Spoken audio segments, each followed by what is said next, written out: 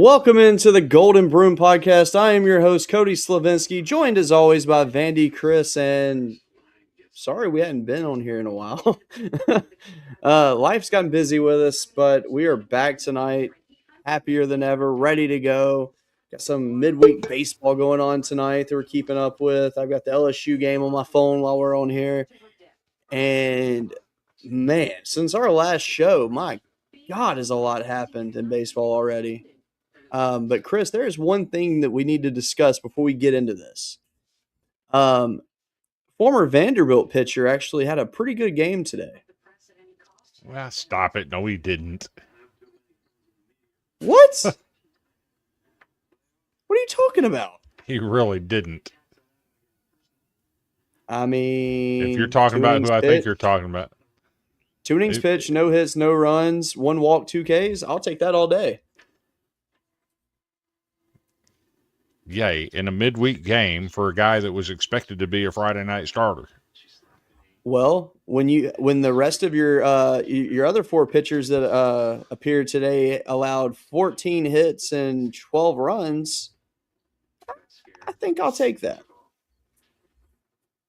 I mean, you got to give the man some credit. The man had the yips, okay?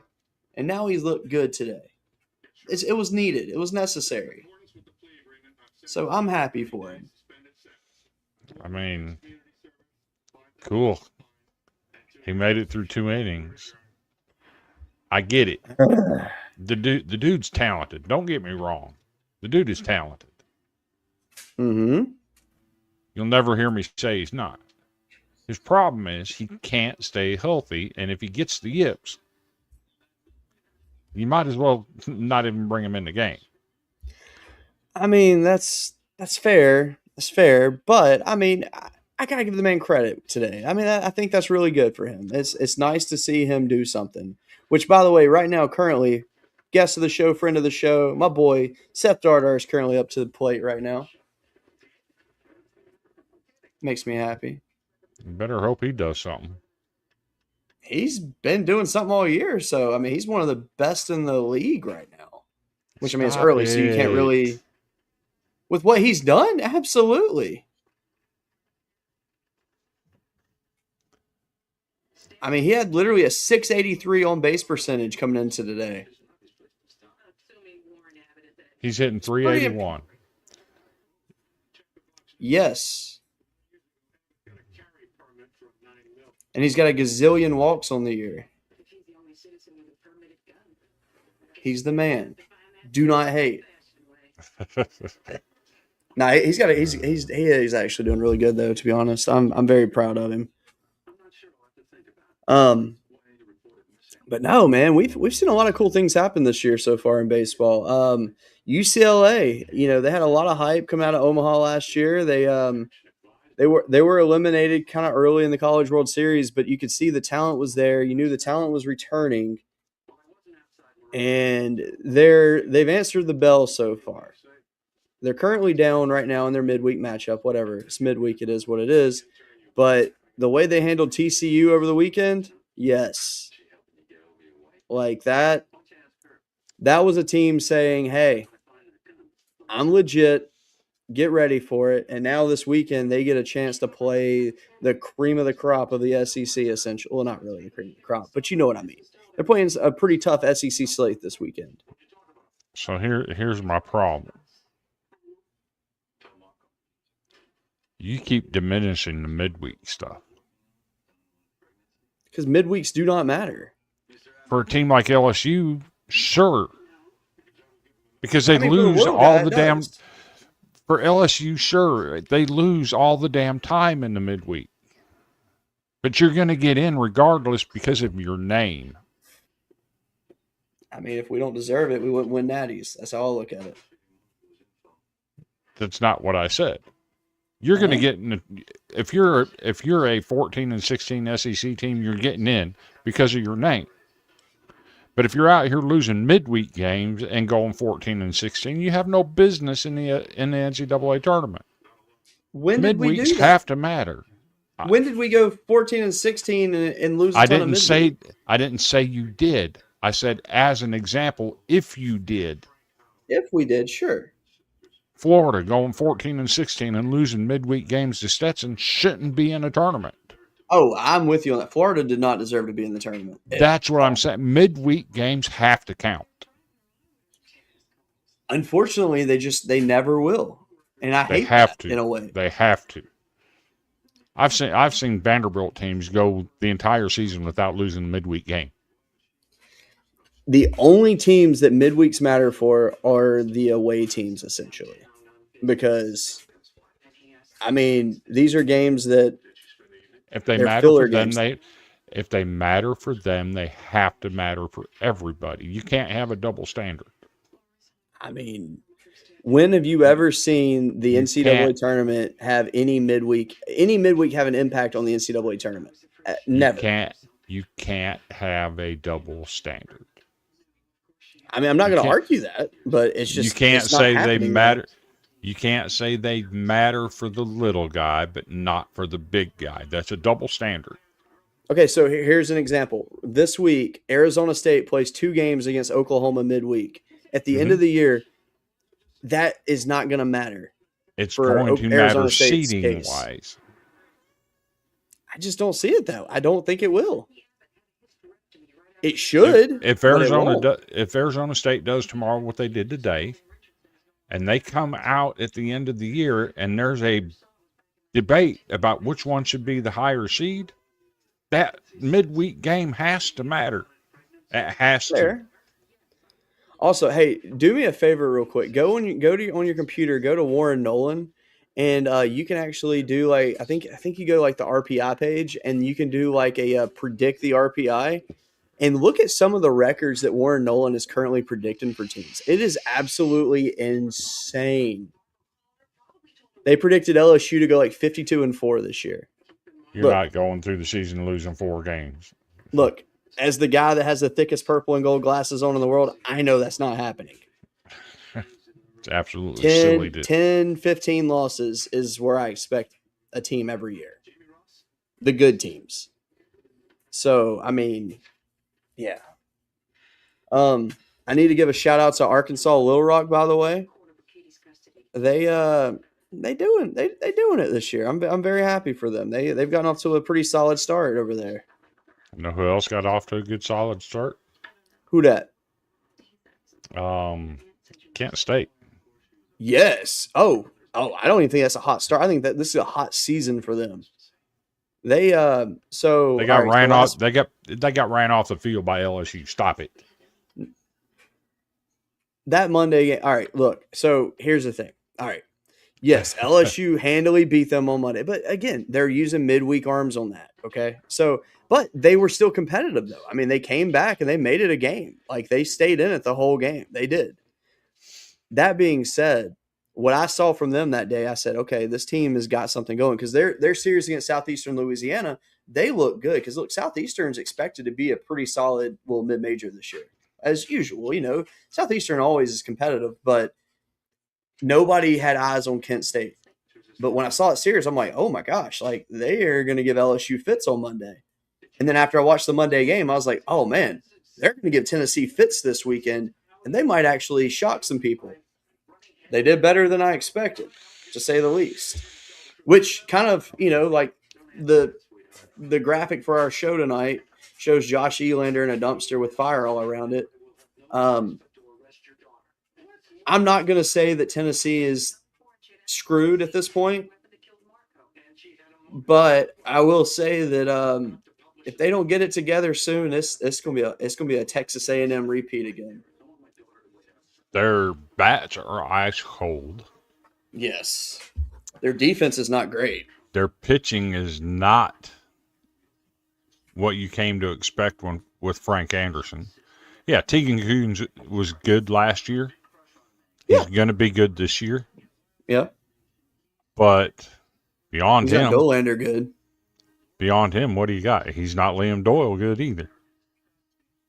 No, beyond him, what do you got? You don't. That's the problem. I mean, it's a tough. I think even with Tony Vitello, if he was still there, I mean, this was a rebuilding year for Tennessee, regardless. Because I mean, position player wise was my least of my concerns for them, though. It was more of the pitching. because last year with their pitching, it was like strong at the top, but you didn't know what you had the rest of the way, and they were fine, but they were not their, They, they were not their what they had been previously. you say that, but over half of their position players returned from a team that was 10th in the SEC in fielding last year. They're not Yeah. a good defensive team. They have no choice. Well, here's the positive. It can't get any worse for them. Oh, it can. Well, I mean, I'm saying that, like, in terms of how they're playing, like, like right now they're at the bottom of the barrel how they're playing. It was not They good today either. So no, it was not at all. I want to know though, like, what is it? What do you think it is with Tennessee that's got them like this right now? Because I mean, Arrogance. this is weird. Fair, but I don't. But see that, okay? So that's one thing I have seen with Tennessee this year is there's not that guy on the team that's like that That's dude. fair. Do you know what I'm saying? But listen to what I'm saying. Arrogance will cause you to flatline. It's fair. What I mean by that is you get used to recruiting these high level guys Yeah. that start going pro and leave you with the short end of the stick in your recruiting class. You're not going to get them high level guys on campus. Very rarely are you going to get them on campus. Yeah. You can have the verbal commits all you want. How do I know this? It's happened. Yeah. There's a team Happens out to there. us all. There's a team out there for 9 years, 7 times, had the number 1 recruiting class verbally committed, and lost half of their class to the major leagues. Yep. And that's the hard part about baseball. And when you do that, you're leaving yourself shorthanded. Yeah. I mean, and that's always been the hardest part about college baseball is recruiting for college baseball is the worst absolute thing because you don't know just because you got these guys committed and signed means nothing. You have no idea if you're going to ever see them dress out. And that's what I hate is the fact that all these sports, you got to go to college, then you get drafted. But yet with basketball and baseball, it's different. Mm-hmm. And I've always wished that everybody had to go to college. Yeah. Because, I mean, let's be real. NBA wise, when a guy from high school gets drafted, maybe 2 of them make it? Yeah. Each time? And then baseball wise, I mean, very rarely do they make it to the major leagues. Yeah, I mean, you see it on average, like the high end drafted kids, they probably it takes them probably in most cases 3 to 5 years if they make it. And that rare case of that super prospect, you see like one of those guys will get up within like a year or so. You're not going to see the Steven Strasburgs very often. Exactly. It just, especially the way that the game is growing right now, the talent level is so like almost even now that you'll get guys go to college that honestly you see them in college, you're like, this guy could have went pro instantly. And a lot of these guys go for the college experience. Mm-hmm. And Brody Johnson. I'm thankful. Yes, absolutely. Derek Curiel. Like, I mean, you see guys like these you're like, man, like they should probably not be in college right now, but you're thankful that they're there. I really want to see them change that narrative going forward. And now the NIL is in play, which I know in baseball, the NIL is nowhere near what it is in football. But I feel like in the next couple of years, you're going to finally see it where you see these guys starting to go to college more because, hey, I can make a solid living and get paid more than what I'd get paid in the minors. I mean, minor league players get like 50, 60,000 a year. That's it. I mean, don't get me wrong. For an everyday person, that's good money. But in the minors, that's terrible money because you got to pay for your travel expenses and all that. And at the end of the day, you're kind of broke at the end of the year. You're living paycheck to paycheck as a pro athlete, and that sucks. Mm-hmm. That's why Yeah, baseball is the hardest sport. I think it's. I use the word arrogance. Maybe that's not the right word. Maybe it's complacency. Sure, I like that. Yeah. Because you get complacent getting all these verbal commits from the high end, and then they don't show up to campus, and then you're stuck with what you got. Now, of course, the portal's in here now, so Yeah. that can make a huge difference. But the bottom line is, if you ain't getting the guys you're recruiting to campus, now you're shorthanded, and you got to play the portal harder. And Yep. you just don't know how a guy's. You could get a guy that was all Summit League, right? Mm-hmm.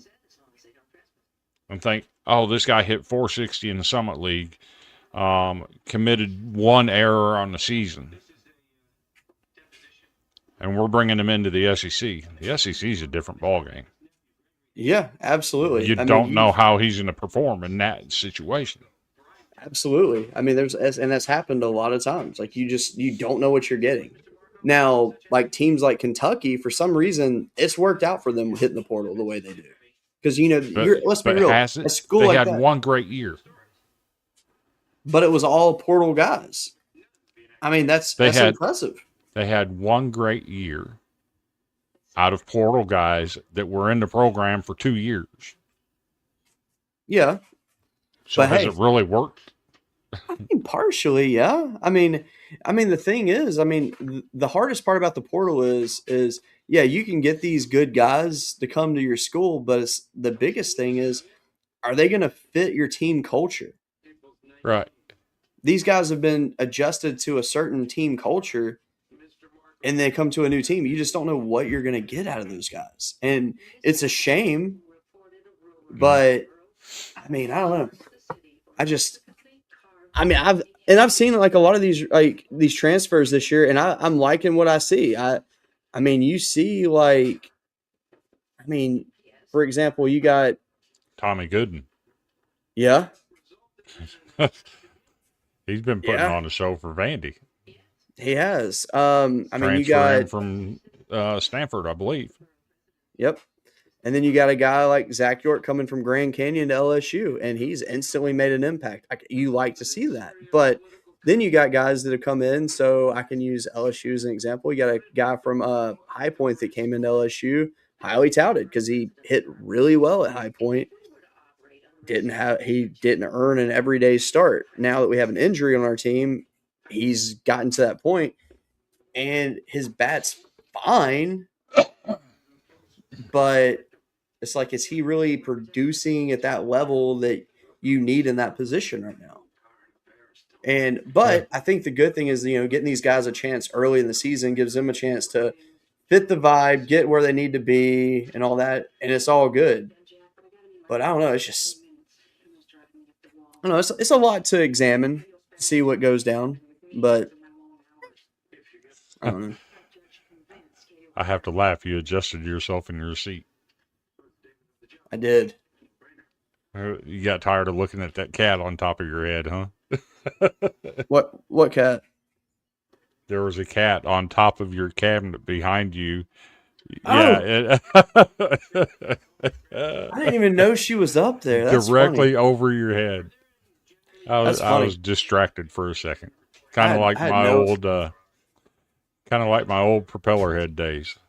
It's funny you say that. So my Facebook memories the other day, one of our very first shows that we did when we were still the Golden Broom Show, by the way.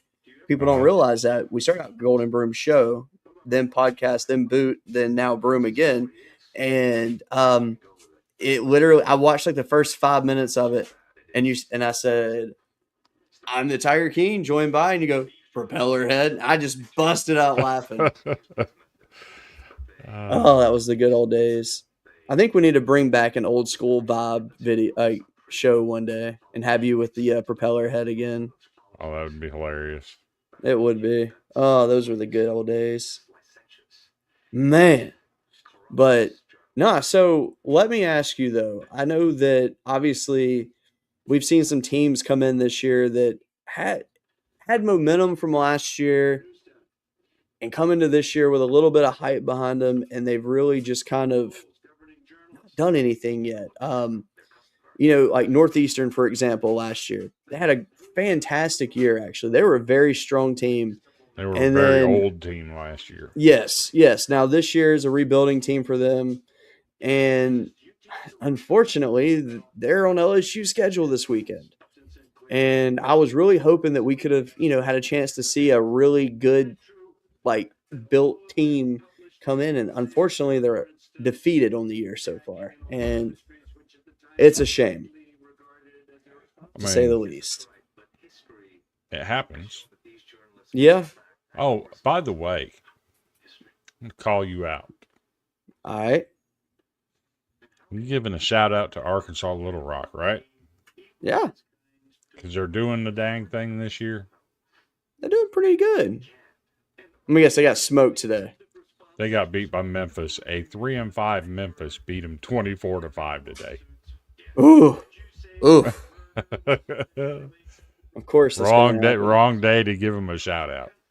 I know, but man, I got love. You're my witness, right? Mm-hmm. For 4 straight years, I named a team in the Big Ten that I thought was going to have a breakout year. The same team, 4 straight years in a row. Okay. Do you remember who that team was? Penn State? No. Oh, who? Purdue. Oh, yes, you sure did.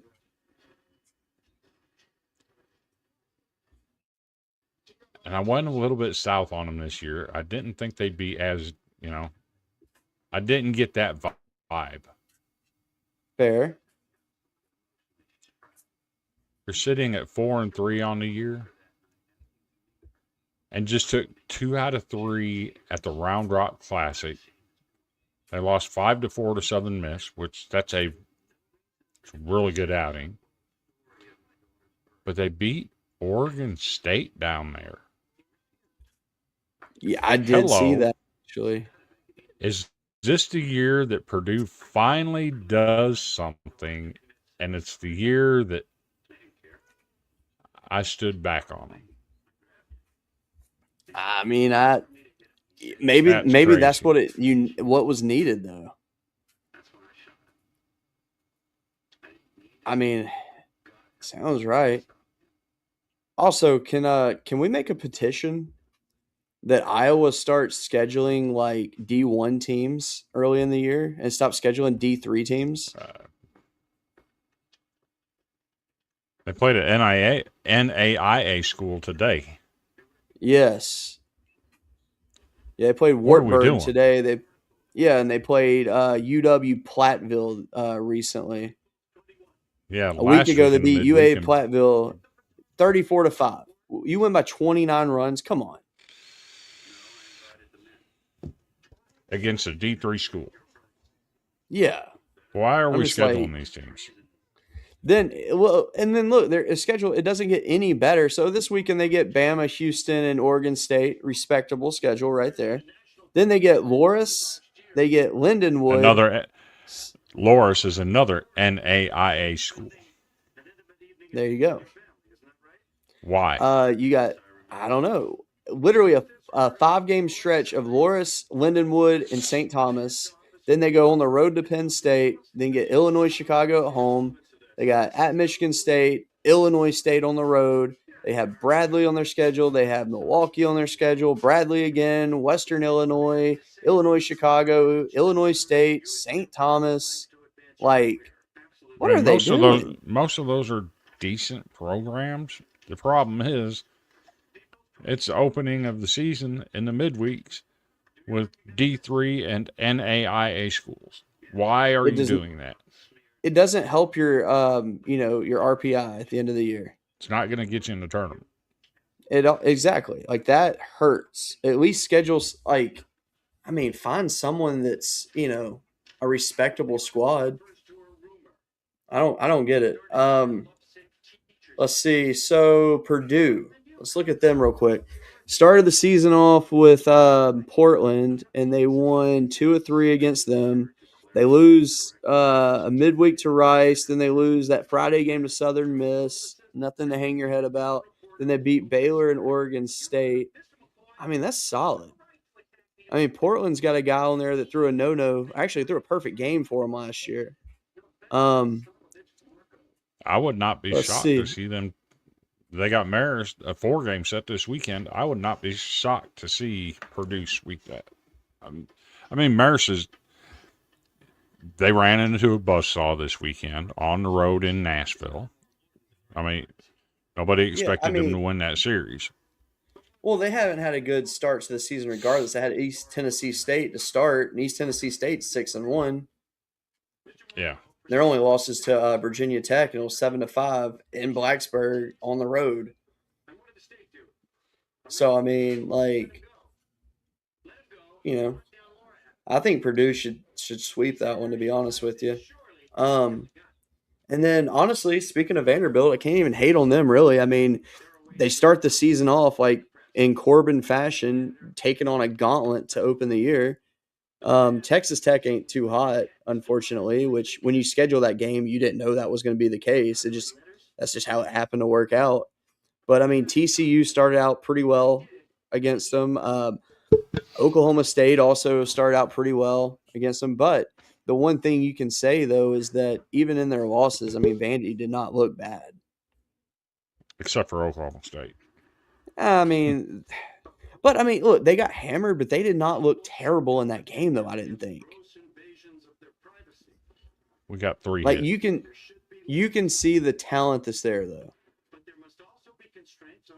We got 3 hit. It could have been worse. I But mean, we, so to be fair, go ahead. we should have won the Friday game. I get it. Yeah, I mean, not making excuses, but you got a freshman playing first base. He was playing off on a third strike ball, Yeah, and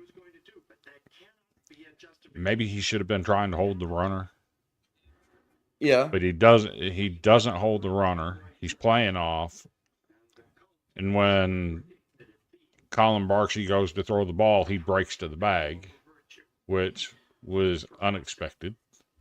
yeah.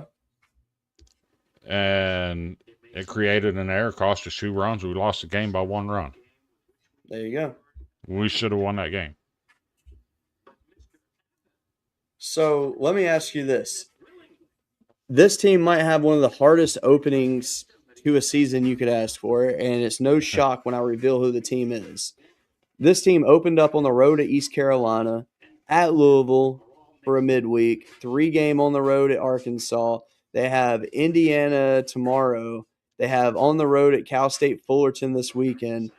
Um, they have a road game at Ohio State midweek, and then go. So basically, they're going Ohio, California, back to Ohio for a midweek, then travel all the way to Corvallis to play Oregon State in a 4-game series, and then go for a midweek the day after and play 2 games against Oregon back-to-back game days. Then go to from Oregon to Louisiana. Oh my! Wait, what? Okay, this What? must be something must be wrong here. So I'm talking about Xavier, and I think They something's play wrong on they here. play Oregon State. So Then they got March 10th Oregon, March 11th Nichols, March 11th Oregon. yeah, so I think the schedule's wrong there. I'm thinking it's 1 game against Oregon, 1 game against Nichols. Because obviously you can't be 2 places at one time, but surely they don't go from Oregon to Louisiana back to back days. Either way, that's like the hardest. That's like That one of the hardest schedules you could ask for. Nichols and Oregon both on March 11th cannot be right. No, let me go to Nichols' schedule and see what theirs says because that will make it.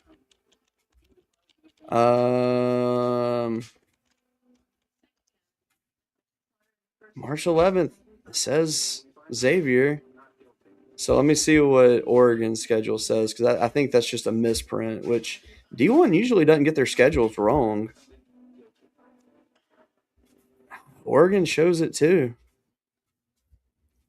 But no, either way, Xavier, man. Whew. Xavier plays 2 games against Oregon, March 10th and March 11th. Okay. Let me see. I'm gonna look up Nichols' actual. But they're playing March 6th, 7th, 8th, 9th, 10th, and 11th consecutively against Oregon State and Oregon. And then they get 1 day off, and then the 13th, 14th, and 15th they're in Ohio to play the Evansville Aces. I gotcha. All right. So I see what's the issue on the schedule in D1. So Nichols plays Xavier University that's in Louisiana. It's a totally different team. So that was just a misprint on D1. So technically it's right, but not the right team. No one's got it that way too. Yeah. So I can see why they would get it. I can see why that would be wrong.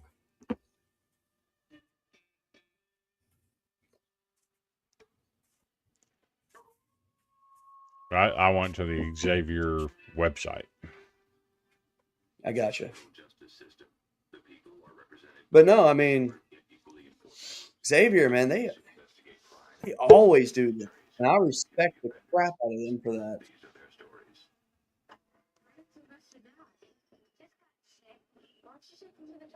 Yeah, Bama got hammered. They allowed 2 grand slams.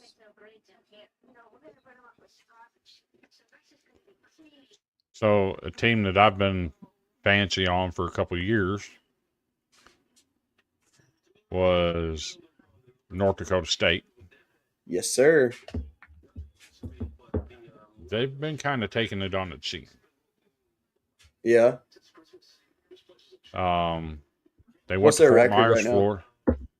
Yeah. 1-7. 1-7. Okay.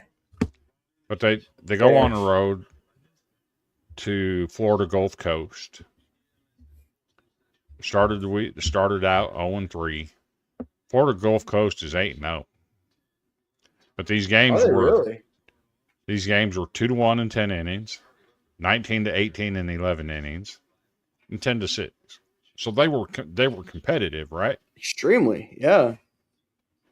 Then they go to Tampa from there, play USF, 9-5, 3-1. So not terrible.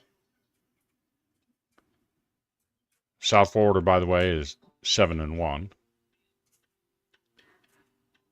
Then they go to the Stetson tournament. They lose to Stetson 8-4. They beat Monmouth 5-1, and then they lose to a solid Virginia team 5-4. Yeah. So they're 1-7. Yeah, Chris Pollard doing good out there at Virginia.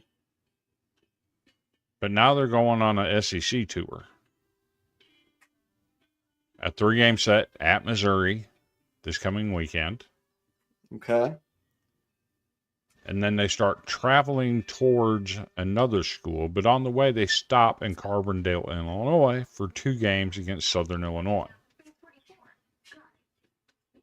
which is about halfway between Missouri and the other school that they're going to go play in the SEC at Vanderbilt. Yep. So my thing with North Dakota State is they always go on these gauntlets at the beginning of the year because they can't play at home because it's too cold. And their field isn't, you can't play on their field in that kind of weather up there. Yeah. So they take all these dead-gum road trips to start the year. They don't play their first home game until March 27th. Woo. Which, I mean, I get that. Against Oral Roberts. Oh, that'd be fun. But I bring that up to say I've been following them for 2 or 3 years doing this schedule like this. Yeah. And how brutal it is. Guess who gets to go watch them play in person? Your grandson. Yes. I'll be taking my grandson to watch him. It's a team that he's probably never going to get to see play again, right? Probably. I mean, I don't see. I mean, unless they just happen to schedule again to come down there. Right. Which, So, I mean, I'm sure they would try to for sure. I'm happy to see them scheduling like games like that because I mean, honestly, they're competitive, and that's what you yeah, want your guys to see. And I mean, while I do not expect them to be successful just and pull out the wins, come out, play hard, and compete. exactly. And that's all you can do because it's going to build you up. Because see, that's the one thing North Dakota State does, though. They'll take a lot of losses early in the season, but when conference play hits, They're they're solid. kind of they are. You couldn't be any more battle tested. And I mean, they're not going to see anything in conference play that exceeds what they have seen to start the year. Right. I mean, I'm Omaha's curious to currently what. 3-3. South Okay. Dakota State's 3-5. Oral Roberts is 3-5. That's a team I thought would be a little bit better. What's Campbell doing? That was a team that you hyped up this year. I didn't hype up Campbell. Oh, that's the team you had in your top 25. No, I had Oral Roberts. No, you didn't. I did. No, you didn't. I did. I promise you had Campbell. I promise you I didn't. Might want to re-pull that top 25 up, my friend.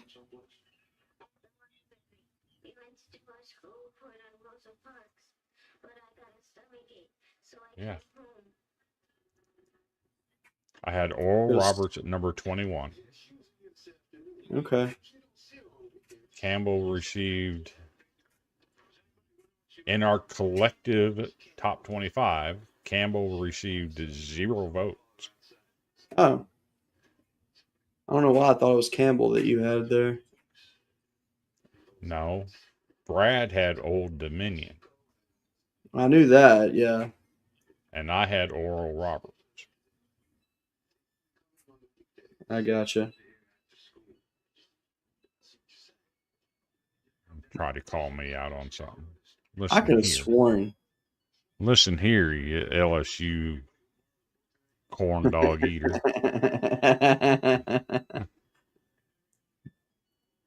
Well, I'm happy that the team that I picked has got a respectable record to start. They're 5-3. I'll take it. It's But- better than 3-5. But Coach Tim Corbin did something in the offseason last year that I thought was 2 or 3 years late. Okay.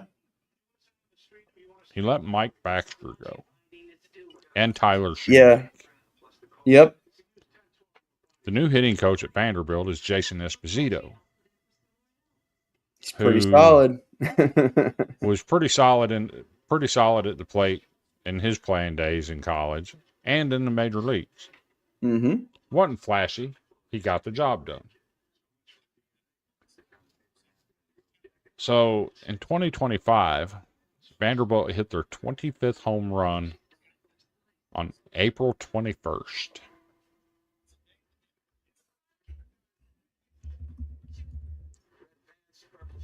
They currently have, I believe it's 25 or 26. At one point today, they were at 25.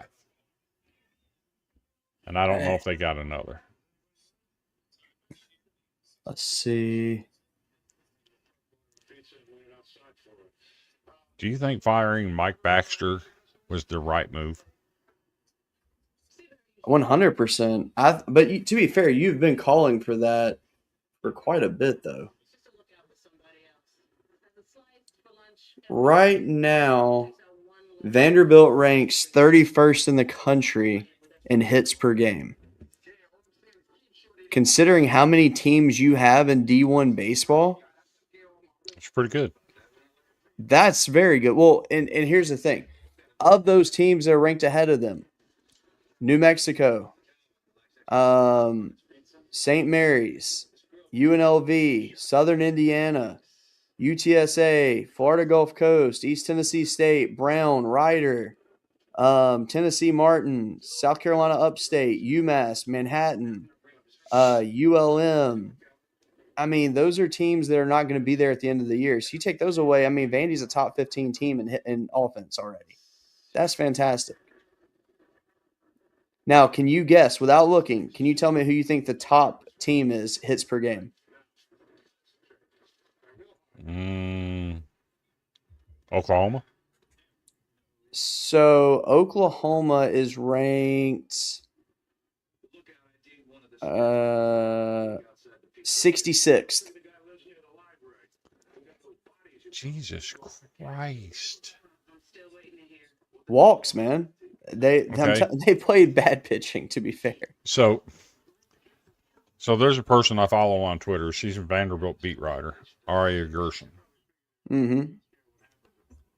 Her analytics are top notch. They're among the best in the game, to be honest. So she posted 3 hours ago. The funniest part of this is the purported spin rate of 100 is the baseline. Logan Webb of, let's see who he plays for, the San Francisco Giants, supposedly has a 112, let's see, 112 mile an hour death ball. Wow. Based on 100 spin rate. I don't see how they can judge that. Yeah. My God. I am shocked, though, that Vanderbilt is ranked 31st in hitting. Like, I'm impressed by that.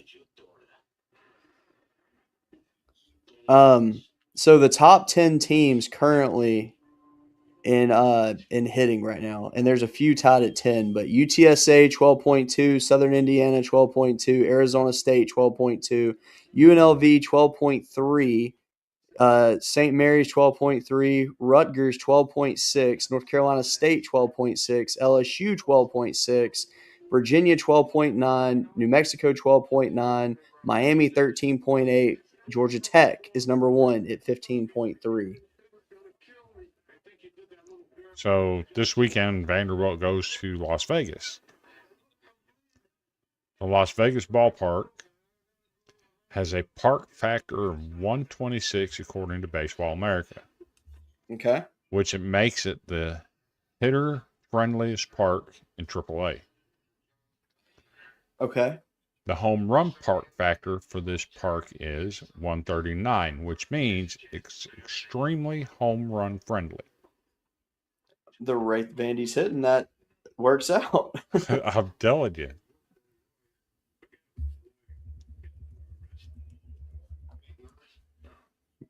I'm gonna look up some more stats here.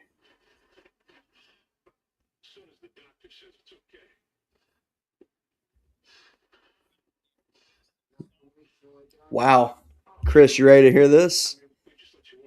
Right now, through 9 games, Miami leads the country with 27 home runs. This is through Sunday, okay? Yeah. Second is Georgia in 7 games. They have 24. Third, this team has 8 games, 22 home runs, Vanderbilt.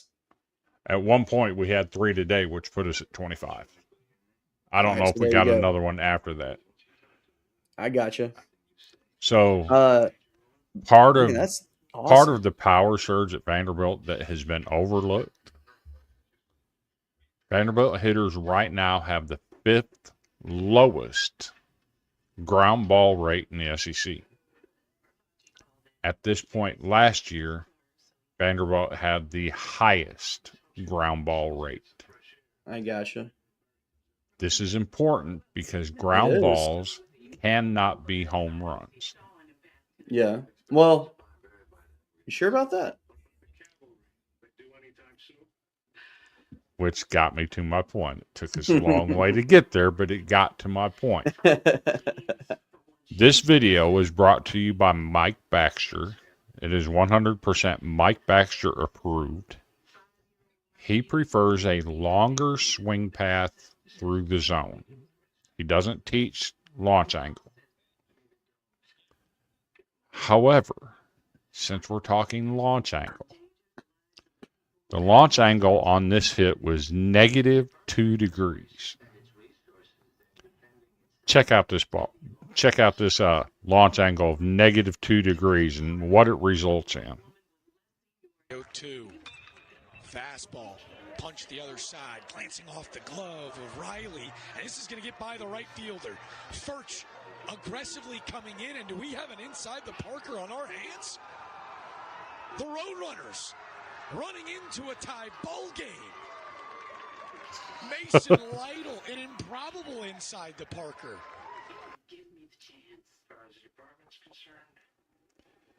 To be fair, I don't know if I would have counted that as a home run.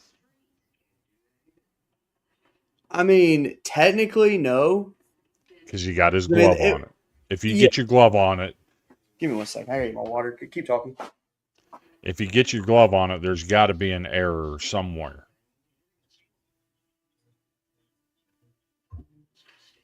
So I don't know that I would have counted that as a home run.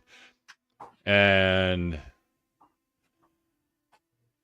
got former Vanderbilt royalty in here. His father was the coach at Vanderbilt for quite some time. Had some success there. Mike Smitto, his dad, used to coach at Vanderbilt. Or I don't know if it's his dad or his grandpa, one of those two. He says, I heard Vandy only trails Miami in home runs after today. That is correct. That's awesome. And that's honestly, that's a statistic that Vanderbilt has just desperately needed. We haven't hit like this since 2019. Exactly. And we all know what that 2019 team did. They did some pretty good stuff. It makes me wonder, though. It's like, what did people see in Vanderbilt that made them essentially disrespect them going into the season? Because I don't get that. I don't understand it. It might be moving your Sunday guy to Friday, losing your top two pitchers. It might be losing Riley Nelson, who was a do-everything kind of guy. And maybe they weren't a believer in Jason Esposito. So I'm going to raise you an example to this because I understand what you're saying, and I'm not going to disagree with that.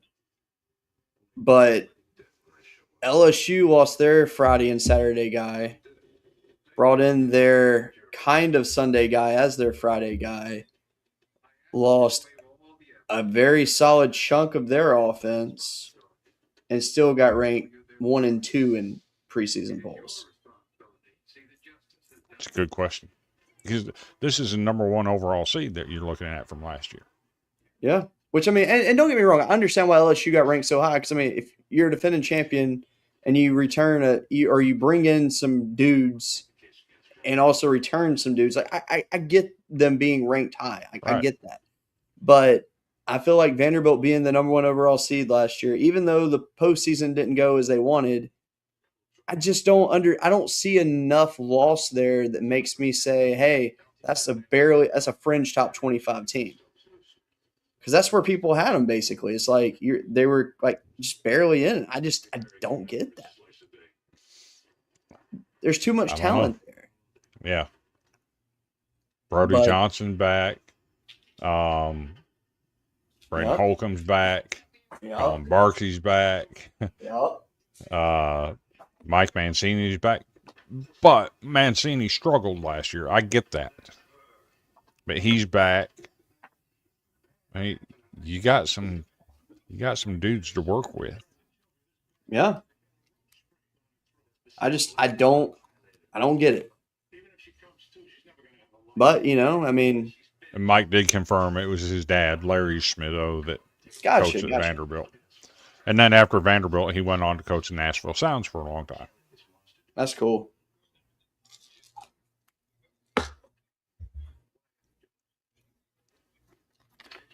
Coach Larry was before Roy Mewburn. And how Roy Mewburn was ever able to hold on to that job for so long is beyond me, because he had 28 consecutive seasons without going to the postseason. Yeah, but I mean, back then though, it was a little bit different. It wasn't the big coaching carousel back then. Like the expectations of sports back then versus what they are now is just completely different. Fair, but what he did with that program is just that's not okay. No, I mean, I agree, but like a thing you have to consider too is the fact that, I mean, there was no money in the sport back then compared to what it is now, which, I mean, there's still not a lot of money in the sport. Yeah. And obviously, I mean, Vanderbilt don't have to worry about that now because thankfully they were able to land a coach that is a generational coach that it's hard to land something like that. He brings up a good point. TCU's 2-5, ranked number 18.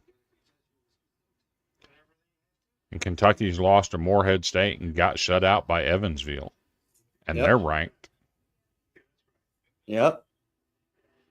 Exactly. I mean, which I know one thing that I get is the fact that like rankings in the early part of the season, if you lose to a ranked team, you're not going to get too much hate. If you lose a couple of just random hit and miss games there, your ranking's not going to get affected too much. I mean, UCLA lost in their opening weekend and it didn't hurt them. I don't know if they ended up losing or not tonight. I think their game's still going on. They were down last I saw. Okay, so opening weekend, we lost to TCU, who's a highly ranked team. We also lost to Oklahoma State, who is now 5-3. They're I'm shocked that they're 5-3. And two of their losses were to number 6 Arkansas and number 14 Oklahoma, which is nothing to hang your head about at all. Also, I got to give a shout out to Vanderbilt too. They're ranked top 15 in hits as well. They got 90 on the season. I mean, that's fantastic.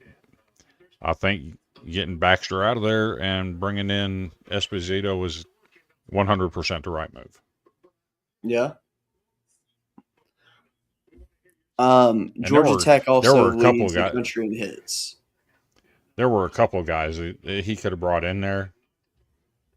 I thought Pedro Alvarez would have been a great fit. He's currently living in Nashville. He would have been a great fit. Yeah. But what Esposito's done with his lineup is just, I think it's light and day better than what it was. Yeah, I agree. My dream is to see Xavier Turner on the Vanderbilt coaching staff one day. That would be nice. I would really, really like to see that. Speaking of X, now we had him on a few weeks ago, talked to him, had a great conversation with him. Fabulous guy.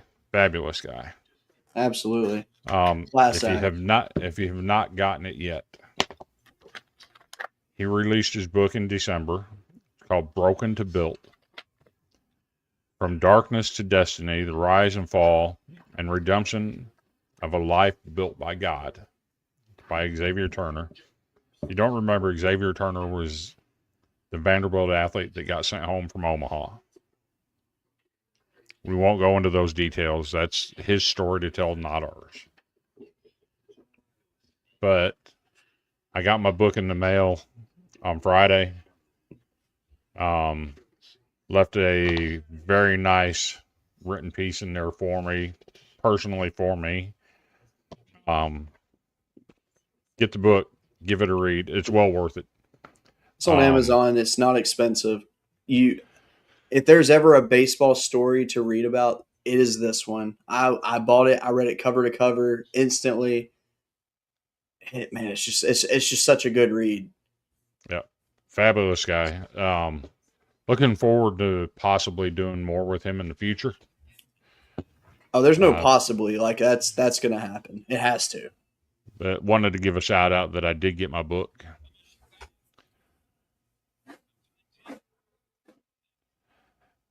Yeah, he makes a good point. Arizona was ranked in the top 25 to start the season. They are now 1-7. Yeah, that one's a shame. But they lost their starting. They lost their ace. Well, he's their star reliever. But regardless, losing Pluta was one of the hardest losses of any school. Yeah, he's their star reliever, but he's a star reliever, but he's still the ace of the staff. Let's be real. And yes, absolutely. And I mean, he's a leader on that team. And when you lose your back end guy that's going to close it down for you, you just I'm sorry, you can't really recover from that. It's impossible. Especially on the Monday, the week season starts. It gives you no time for a backup plan. Absolutely. Hey, so there is we have two favorite statistics that we like to point out during the season. Okay. That's stolen bases and hit by pitch. And let me just tell you, I haven't gone to the hit by pitch yet, but stolen bases, this is fun. What do you think the amount of stolen bases is the top in the country currently? Give me a number. In 8 games, by the way. By one person or as a team? By one school, as a team. We're doing team stolen bases. Team stolen bases. I'm going to guess 34 by a team. Okay, so that is a very good guess. That answer would be correct for the number 3 team in the country. Okay. Number 2, Duke. So number 3 was James Madison. Number 2 is Duke. They have 35. Number 1 is VMI with 47. That doesn't surprise me. I think they were up there last year too. Yes. They play a lot of small ball. They do. And I respect it. Now let me look up the hit by pitch because that obviously is my favorite statistic. Oh my gosh. Okay, give me your number of leading the nation in hit by pitches. This team has played 7 games.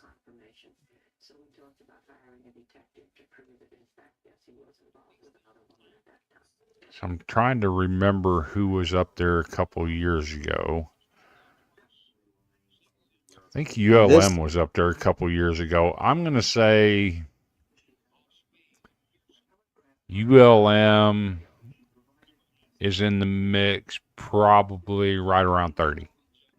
Okay, so that's a very good guess because ULM is actually tied for 6th with 26 hit by pitches. Number 1 is the team that you were trying to think of. It's the right colors, Winthrop. They have 34. Okay. VMI is second, by the way, with 33. So VMI plays that game, get hit by pitch, and then off to the races. You dang right. Let's see. Fun fact, because you always say LSU crowds a plate. They do not even rank in the top 50 in hit by pitches. Now, a fun statistic to do, which teams have hit the most batters? Which team do you think has the most hit batters?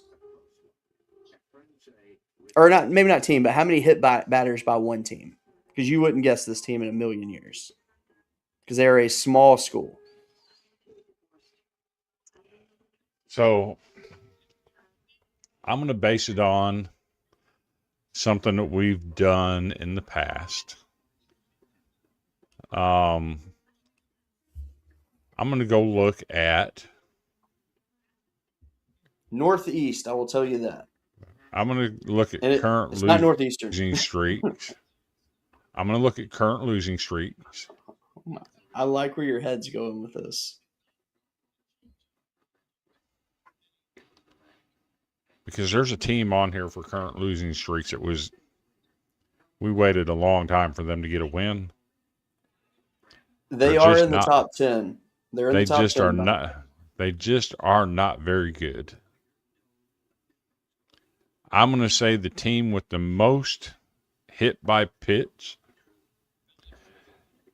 is going to be our lovable losers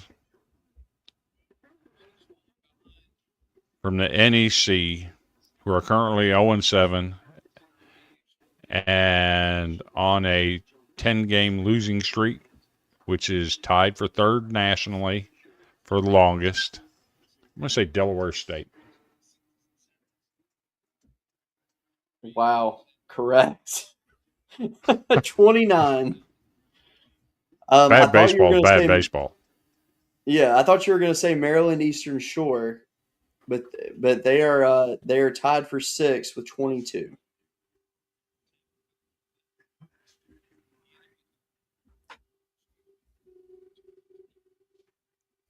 Crazy. Man, that was it. I can't believe you got that. I said in a million years you would never guess that. So that's amazing. But you know what I do. I go look at Yeah. Warren Nolan and I see who's playing bad baseball, and hitting people with their pitch is bad baseball, and Yeah. who has a history of bad baseball. It's not hard Fair. to figure out. All right, so this is crazy. So the team we've talked about tonight, Tennessee, they haven't had the best start to the season. Their team ERA is currently 14th best in the country. That shows you how ice cold the bats are. That actually kind of shocks me a little bit.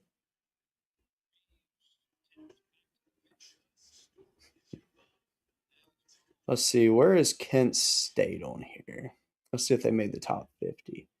Just because they're playing some really good baseball. They are not in the top 50. I tell you one team that is in the top 50, they're at 35 right now. It's a team everybody needs to watch out for is Southern Miss. My God. We also talked about Tennessee earlier. They currently have the 79th worst fielding percentage nationally. Yep, that's insane. Out of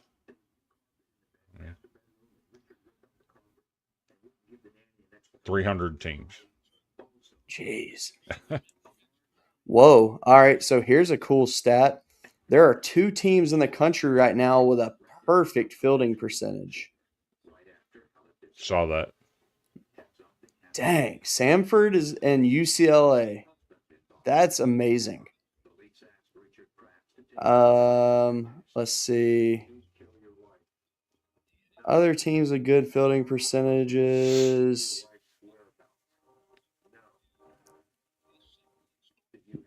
Navy's number 3 with 996 with 1 error on the season. Your Oral Roberts team there, they're 990 on the season, only 2 errors committed. That's really good. Tennessee had 3 errors in 1 inning. Oh, Tennessee's not in the top 50. Oh, because they're in the bottom 100. Vanderbilt does have a guy tied for 3rd in most walks based on balls.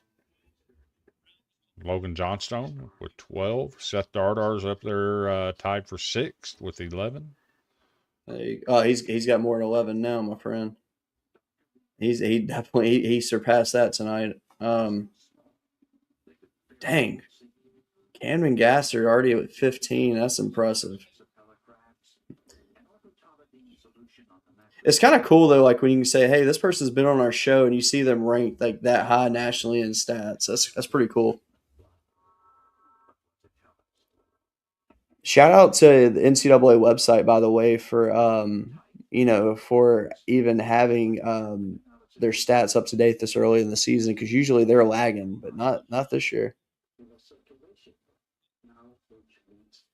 Okay. Braden Holcomb was named SEC Player of the Week yesterday. He went 11 for 19 in 5 games with 3 home runs and 2 doubles last week. Your Golden Spikes pick, he hit the cycle recently. Hard to believe he could not get on the field at Vanderbilt. Yeah. But hey, sometimes it takes, leaving to get you where you need to be. Hey, our favorite Ole Miss Rebel. Hey, Sabra. Hey, Sarah, how are you doing? And we got Terry here. Who's Terry? I'm kidding. He is the resident Villains Media Network UCLA fan. He is a Bruin. That is for dang sure. And it's nice for him so far this year. I'm happy for his team. They're playing some good baseball. Holcomb had 2 RBIs or 6 RBI and 2 home runs today. Jeez. That's fantastic. Let's see. He's on a tear. Him and Brody Johnson both are lighting Oh, up for sure. scoreboards. Braden Holcomb currently is tied for 22nd in the country going into today with 14 hits on the season, which is fantastic. To individually be ranked anywhere in the top 50 in hits on the year is awesome. And we like to pay homage to some of the guys that have done this before us, before we got started. One of the friends of the show and Off the Bench podcast. Appreciate them guys having Brody Johnston on their show the other day. Yes. Good to see him on there and let him talk and tell his story of being the highest rated guy out of Tennessee that didn't sign and wasn't recruited by the Vols.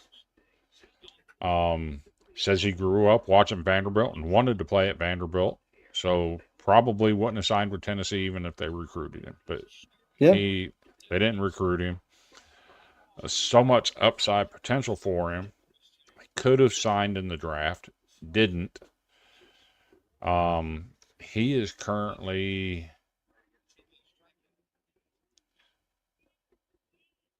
I think he's up to 3rd now in home runs. Yeah. Behind Judd Udemark and Chalowski. How many home runs he got now? I got to double check. He should be at what, 6? I 7? believe so.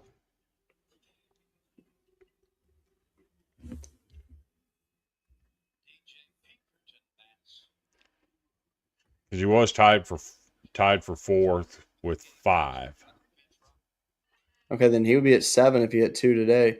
And also, you forgot a name in your top home runs, by the way, and I'm disappointed. You said Udermark and Chalosky. You forgot about Will Gasparino, Texas transfer. Yeah.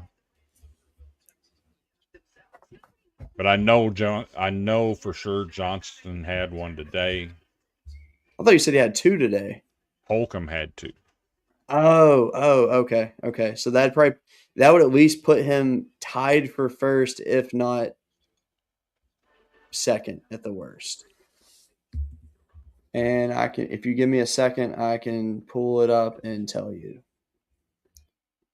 Brody Johnston did not have a home run today. Oh, okay. Holcomb had 2. I gotcha. So Holcomb getting 2 moves him up to tied for first with 6, depending on what the other 3 do tonight. I gotcha. All right, so UCLA officially lost tonight. Let's see. Home stats. UCLA hit no home runs tonight. Chalosky went 1 of 2. with a single. Gasparino went 0 for 3. Cholowski and Gasparino each had a strikeout, so no home run there. And then we get to the SEC. All right, so there's a chance the Utermark might have gotten him one today because they did score a lot of runs. Let me get this pulled up.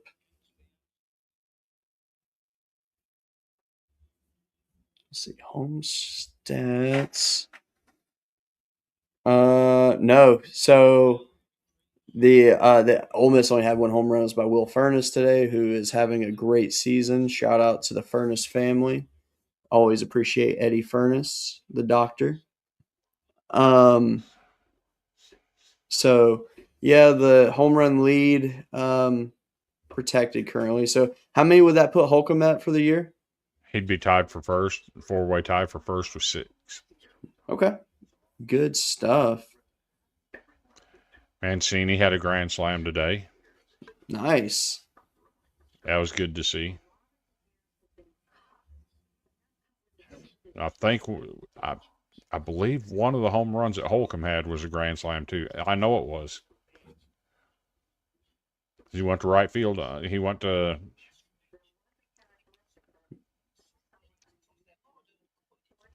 the short porch and hit it halfway up the netting. Dang. Let's see.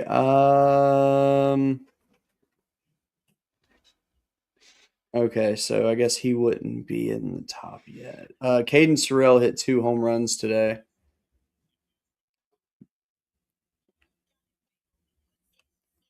Is Texas A&M for real? I think that their talent's there.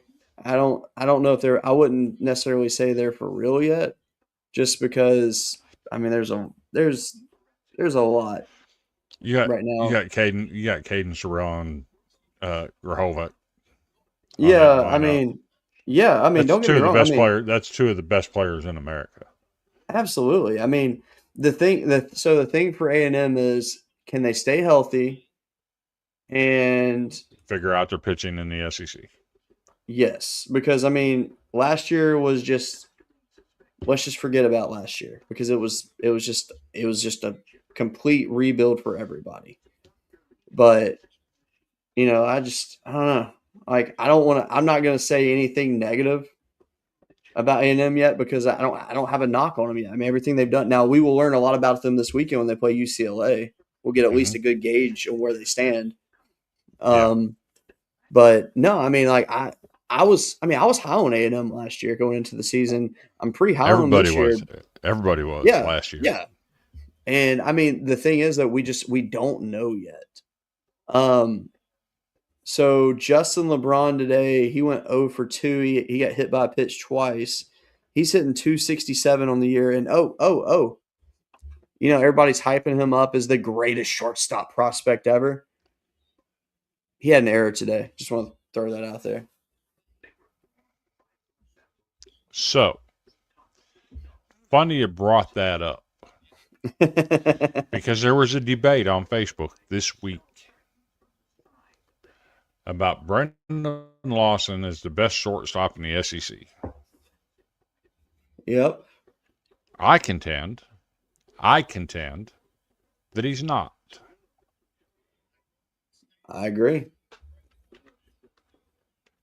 I contend the best shortstop in the SEC is, in fact, you better say the right name, Brendan Lawson. Or I was like, what? Justin LeBron. You think it's LeBron? Yes. Are you kidding me? No. Oh my God. Stephen Milam is better. Numbers don't lie, my friend. Numbers do not lie. I don't see how he is like just so overlooked by everybody. It makes zero sense to me. Can you give me a reason why he's so overlooked by everybody? I'm not saying he's overlooked. I considered him. I did consider him. I think it's LeBron because of how many chances he gets.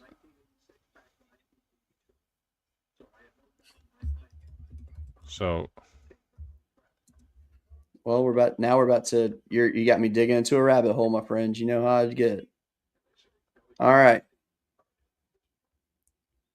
Let's see. Career, because that's easier. no, you can't go career. You have to go No, I mean, this I'm looking season at only. I'm just going season by season's what I'm looking at. So this year so far, Justin LeBron has had 22 chances. Stephen Milam's had 22 That's chances not going into correct. today. That's not correct. What? I'm looking for the post because I did the deep dive on this.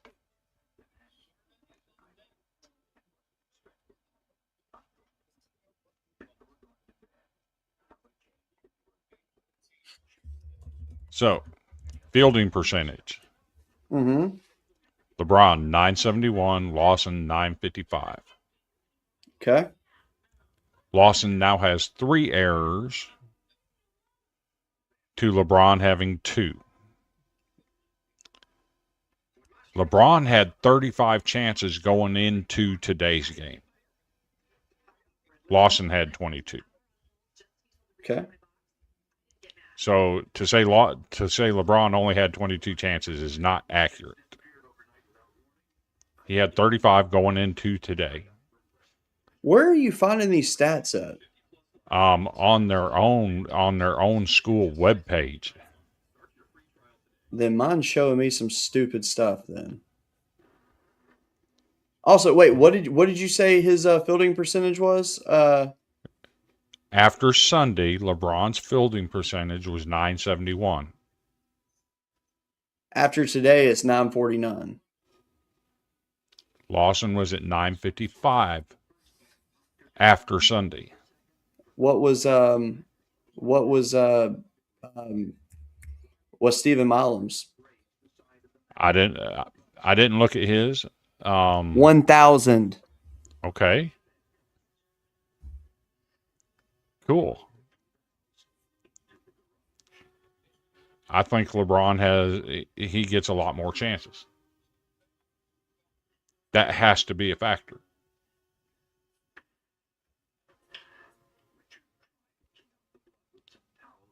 I mean, LeBron also has more home runs than both of them. well, I mean, Milam had it. He's not really a power hitter, though.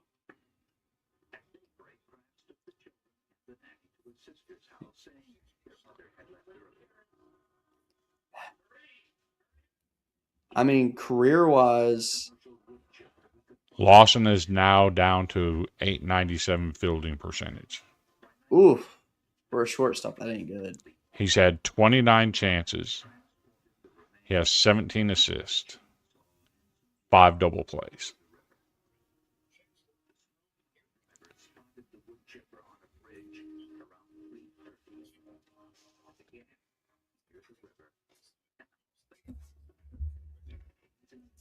So you go to their website. I'll show you how you. Let me do this. I'll share my screen.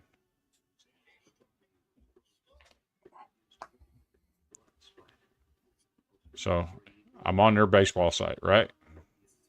Mm-hmm. You go over here where it says batting, click it. Go to fielding. So you can come over here and all these stats. Chances, putouts, assist, errors, fielding percentage, double play. I'm not sure what SBA is. SBA, stolen bases against, caught stealing, pass balls, catcher's interference.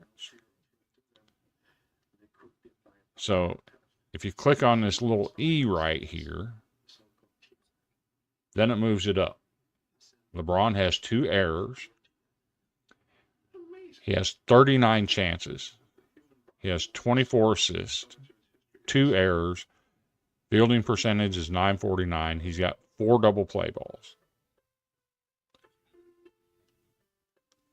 You see how I did that? Yeah.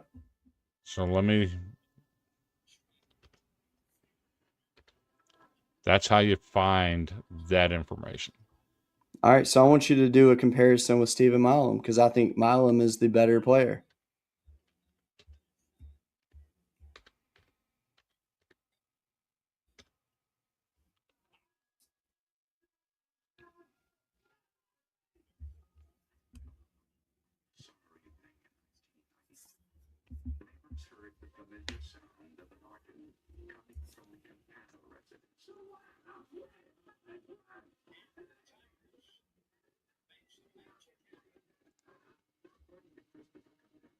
So the LSU website doesn't let you do that.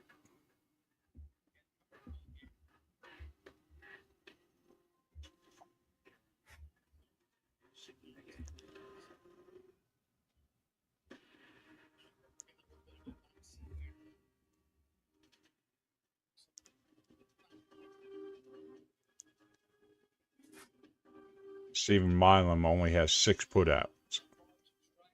Mm-hmm.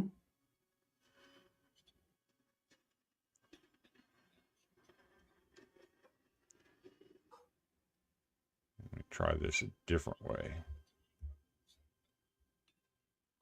Oh, that's the same thing.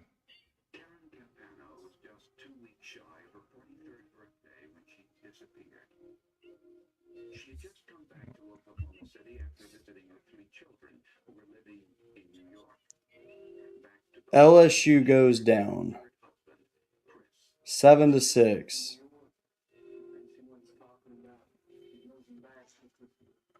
Okay, Stephen Milam has 16 assists.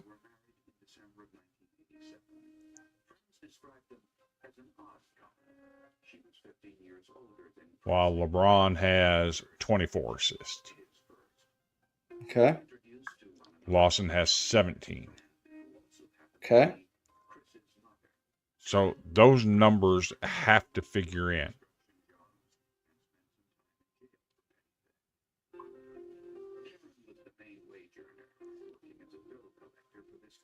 Stephen Milam has also allowed 2 stolen bases. Mm-hmm. LeBron has allowed 0. And Lawson has allowed 0. Mm-hmm. That has to account. Okay. It has to.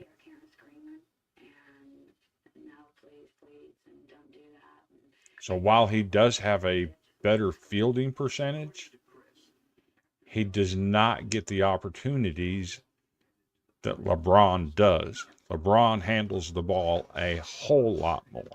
A whole lot more. And that makes a difference. Because if you handle it more, you're going to have, it's inevitable to have more errors.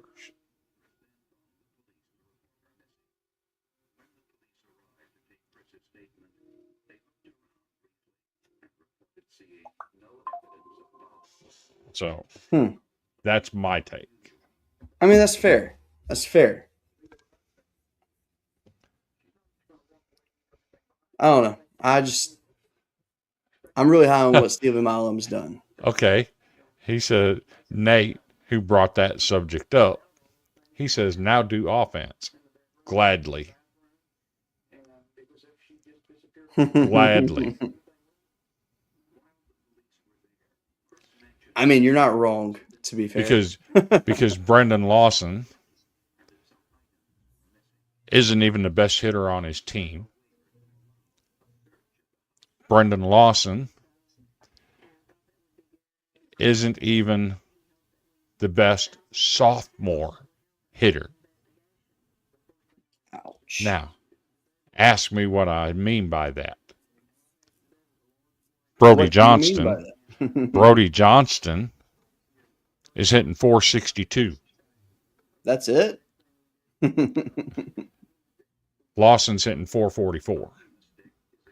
Yes, Lawson has a better plate number than LeBron. He does. But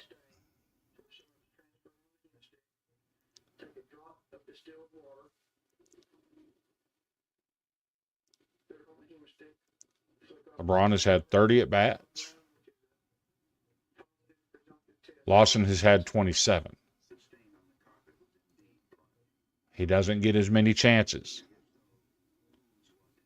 Home runs. LeBron has 5. Lawson has 2. So, yeah, let's do offense.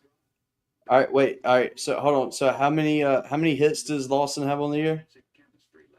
Lawson has 12 hits on the year. Okay. How many strikeouts? Strikeouts, he has 7. Okay. LeBron has 8 hits. Again, there's a game difference there. One's played more games. He's had more plate appearances. Okay. He's had more chances. And for strikeouts, LeBron has 4. All right. So here's a kicker. Stephen Milam, 12 hits on the season. He's got 8 walks, 4 hit by pitches, and only 1 strikeout.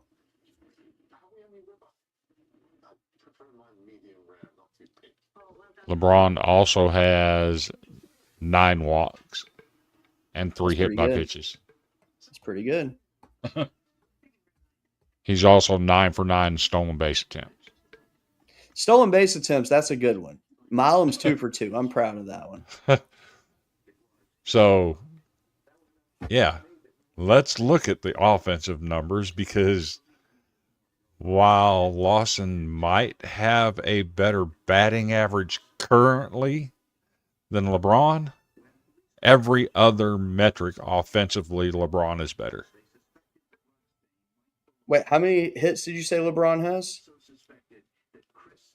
LeBron has 8 to Lawson having 12. And again, there's a game difference there. Florida has played one more game. How many at bats does Lawson have? Lawson has 30 at bat or 27 at bats. Okay.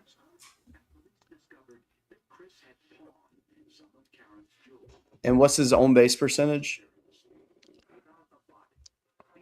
Let's see. Lawson is 634. Solid. LeBron is 476. Okay. So a lot of these offensive numbers, Lawson doesn't measure up. Some he does, but overall, Justin LeBron has better numbers just about in every metric you want to line up. There are a few that Lawson is better, but not many. And there's a lot that Milam's better. So, and see, here's my thing that bothers me. It's a good talk between the three. Here's the deal. Brody Johnson's not even playing his natural position, which is shortstop. He's playing out of position. And he's got better numbers than all 3 of them. Wait, and he's not draft eligible this year, is he? No, he's only a sophomore. Okay. Do you think he will move to shortstop next year? No. Okay. I mean, I think I like where he's at now. Like I know I like where he's at. We have our shortstop. No, that's fine. Like I mean, I like where he's playing now. I think he's doing really good. So, but see, the thing is, like, you can't really. I mean, I don't even think it's fair to compare Brody to those guys because he's a completely different style of player. Yeah. I think Brody is going to end up. He's going to finish his career in conversations with like a Dansby Swanson. Like I think it's Yes. just destined to happen. Yeah. And I don't think they're. He's that good. Yeah, barring some crazy slump or injury or something like that, like he's set for something good. And here's the part that people don't understand. LeBron, Lawson, and Johnston are all sophomores. Yeah. We get another year of this. This reminds me of the Dansby Swanson. God, I done forgot his name. Alex Bregman? Yes. It reminds me of the Bregman Swanson talk in 2015. That was fun times in the SEC. Yes. The only difference is, and this is not a knock at any of these guys, by the way. Right. None of these shortstops can hold those guys' jock straps. I'm sorry. No, they don't. At all. I would contend that Dansby Swanson's the best shortstop in major leagues, but defensively. I think defensively is a fair statistic. Actually, damn it, now you got me wanting to dig down a rabbit hole. No, which I think don't is, do it. Don't do I it. mean, I'm already started now. Because they're Let's not even see. playing regular season games yet. Oh yeah, but no, I'm not looking at what they're doing right now. I'm more of looking. And Bregman changed positions in major league. Yes. Oh no. Oh, I'm not comparing Bregman and Swanson. Those two guys. They're at this point you can't compare them because Bregman's Two great different positions. offensively. Yeah, I mean it's that's not a comparison anymore. I'm more like curious to where Swanson sits in his fielding compared to others.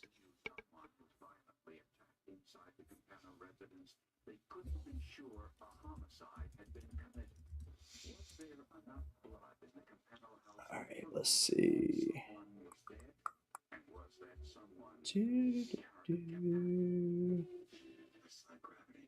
All right, let's see.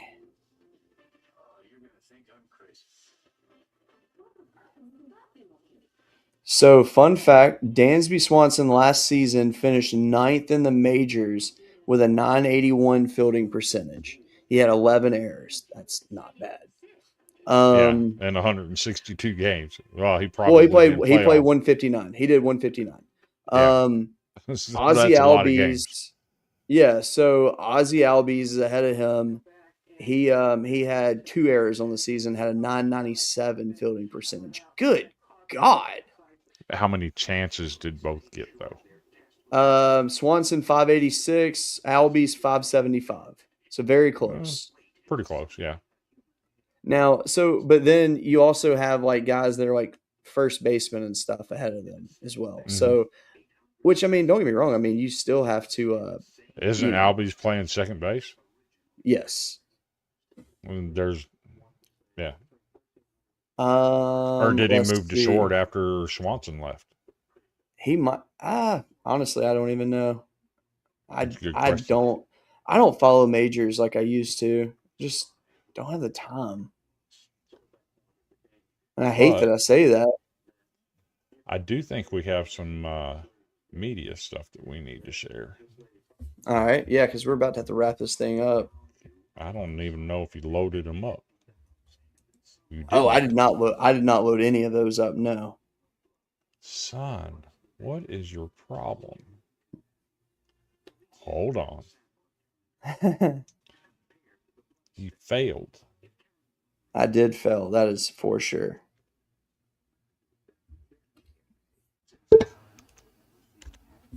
Let's see.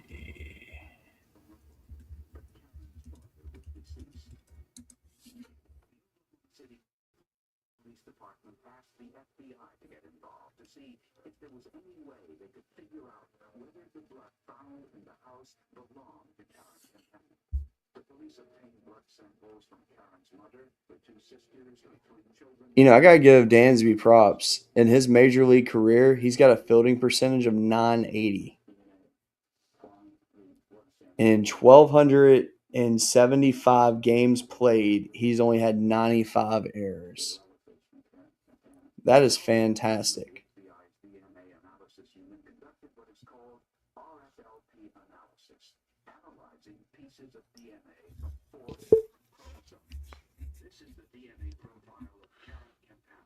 So, we're going to do this the right way. If you would get off the other webpage and stop being frozen.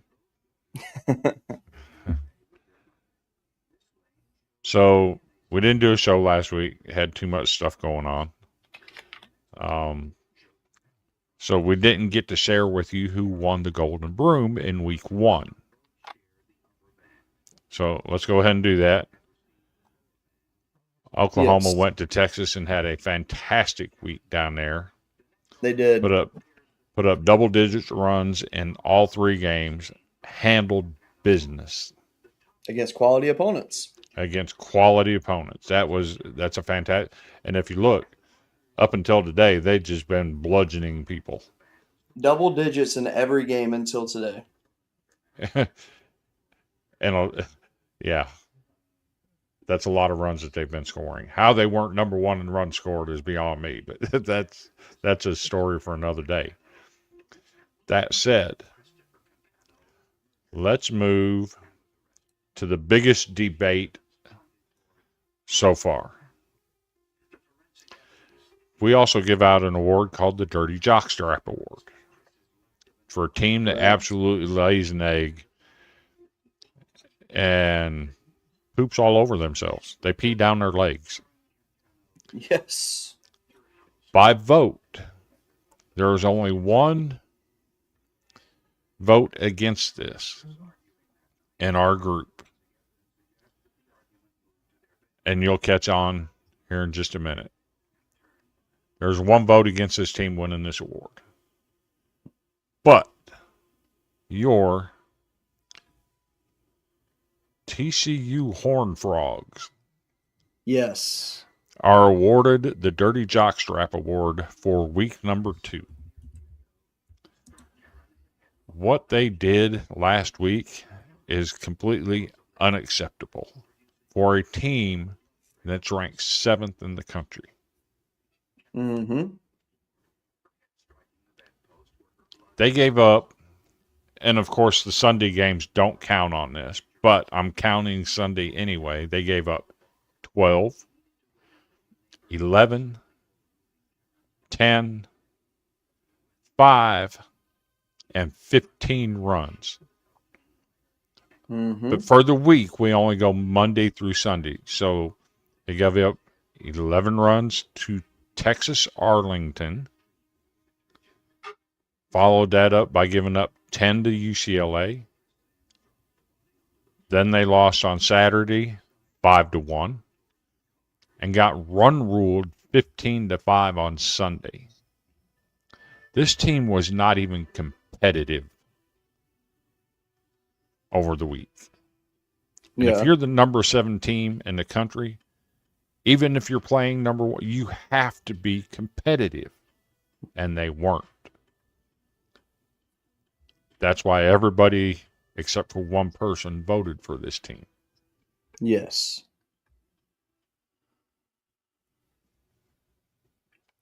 Which, I mean, yeah, so, I mean, look, I mean, the reasoning for him to get it, it's not wrong. I mean, I get that. I mean, they were in a high-profile series.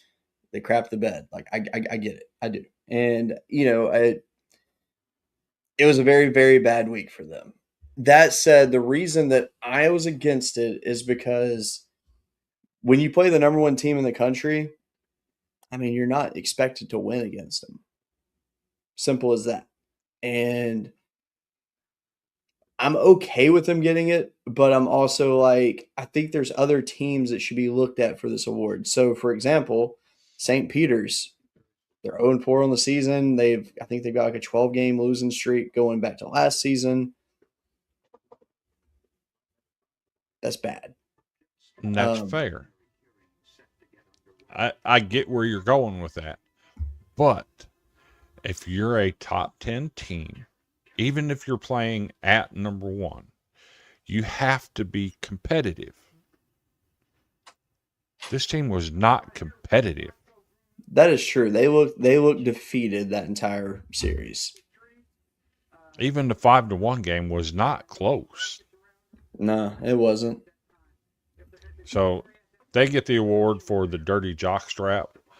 And shout out to our guy Ben, Mr. Ben Fry, who has taken it upon himself this year to start making our graphics for us for these awards.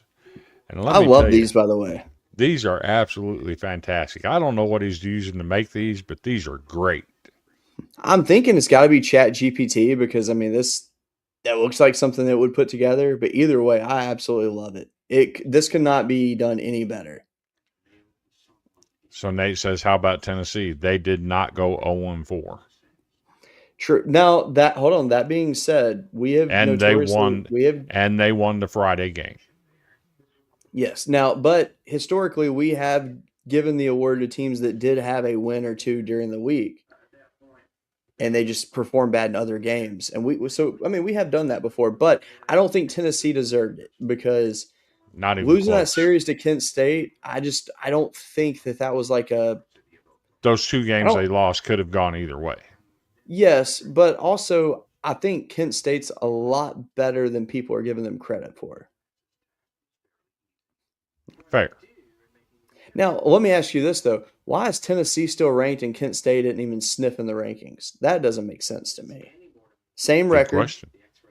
Goes on the road and wins 2 or 3 in Knoxville. Like, you got to give some love somewhere. Right. So, we're going to move on to the big award for the week. Oh, yeah. Oh, no. It didn't do the right one. Let me fix this. Also, while you're doing that, Kent State is currently 15th in the RPI right now. Give them some love, people. They need it. Because I can go ahead and tell you, had they not dropped that one to Tennessee, or LSU, they would have definitely won the broom. There wouldn't have been a debate. Mm-hmm. And then, they got an easy week ahead of them. You've heard us talk a lot about this team tonight. There was only 2 teams in contention for this award. But the team that won it ended up winning with a 0 vote. It all went to this same team. Everybody voted on it.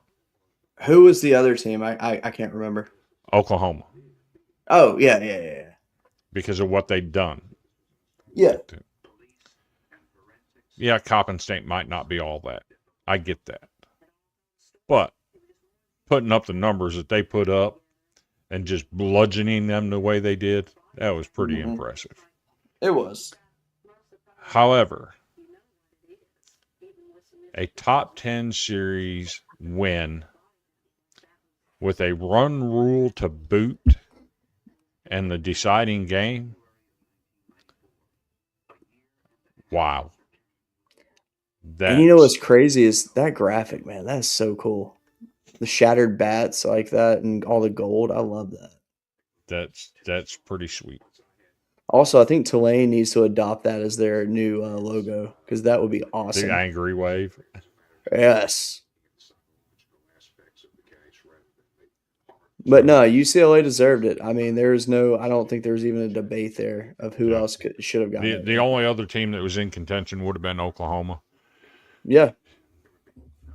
Because they beat, yes, it's Coppin State. I get that. But they beat them 22-0 and 24-1. And then on Sunday was up 11-0 in the 4th inning and pulled everyone and played nothing but freshmen the Western way. Yep. And still only allowed 1 run. Absolutely. And I mean, like, I honestly, I could have nominated like a LSU because they went undefeated for the week. Mm-hmm. But the Vandy could have teams been they easily in that conversation yeah, too. yeah. I mean, the problem was like for same as Vandy. I mean, the level of competition that our teams played just did not equate to what UCLA faced. I mean, Right. LSU beat Indiana, they beat Notre Dame, they beat UCF and Kent State, which it's not bad because I mean UCF went to the wire with Miami and honestly should have won the game. Indiana was decent the last couple of years, but just they're really not there this year. And Notre Dame, they're not the team that put Tennessee out a couple years ago. So no, like Right. I was like I couldn't even nominate that because my team didn't go and handle a top 10 team the way UCLA did. Yeah. Pretty impressive. So yes, congrats to UCLA, much deserved. Do you want to hit softball for just a quick minute? Yeah, we can do that and close out with softball. That'd be fine with me. Vanderbilt needs a damn softball team. End of story. End of discussion. Good night. See you later. Fair, very fair. No, I'm kidding. I mean, they do need one though. Mike is going to hate me for this, but I have no allegiance in softball because Vanderbilt doesn't have a team. I mean, that's fair though. So I cheer for a team that meant something to me when I was growing up as a kid, and that's the Tennessee Lady Falls softball team. Now, Yeah, if Vanderbilt had a team, that would not be the case. yeah. But the Lady Vols are the best team in the nation, bar none, in college softball in Oh, 2026. yes, absolutely. So far, what I've seen, yeah, there's no argument there. I don't think. They have 6 ranked wins already. See, that's just not fair. They have the best pitcher in college softball. She's filthy. She is. And Jeez, they then, did. My God, the fact they beat UCLA 11-0, Florida State 9-1. I mean, that's just and crazy. here's the thing: the UCLA game, Carlin Perkins didn't even pitch.